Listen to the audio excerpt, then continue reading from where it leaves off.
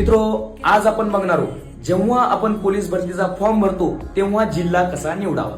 तर बघा मित्रो, सर्वात पहिल्यांदा जो तुम्ही जिल्हा निवडलेला आहे त्या जिल्ह्यामध्ये तुमच्या काचच्या जागा किती येतात या पहिल्यांदा बघायच्या।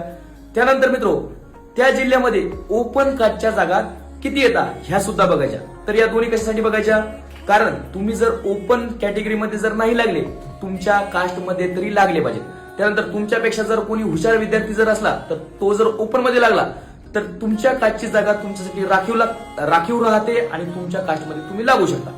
त्यानंतर मित्रो, तुमचं ग्राउंड जर 45+ पडत असेल आणि तुमची जर लेखी 85+ पडत असेल तर तुमच्या आवडत्या जिल्ह्यामध्ये तुम्ही फॉर्म भरू शकता, म्हणजे तुम्ही महाराष्ट्राच्या कोणत्याही जिल्ह्यामध्ये सिलेक्ट होऊ शकता।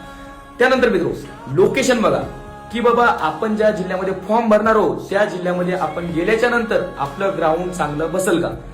जर तुमचं ग्राउंड असेल 35 आणि तुम्ही असाल नागपूरचे आणि तुम्ही जर सिंधुदुर्ग जिल्ह्यामध्ये फॉर्म भरला तर तिथून इथपर्यंत येस तर पूर्ण तुम्ही थकून जाणार आणि तुमचं ग्राउंड जे आहे त्याच्यापेक्षा सुद्धा कमी येणार।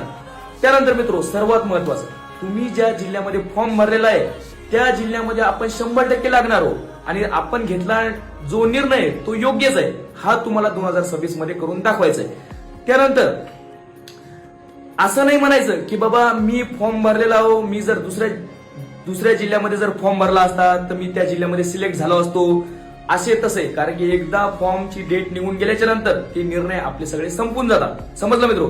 तर फॉर्म भरताना योग्य पद्धतीने भरा, खूप सारा विचार करा आणि जो निर्णय घेतलेला आहे त्या निर्णयावर ठाम राहा आणि 2026 मध्ये पोलीसच्या वर्दीमध्ये नक्की या। ठीक आहे मित्रो, जर हा व्हिडिओ तुम्हाला आवडला असेल आणि जिल्हा कसा निवडायचा हा जर समजला असेल तर आपल्या इंस्टा आयडीला नक्की फॉलो करा। हॅपी की टू सक्सेस। ठीक आहे मित्रो।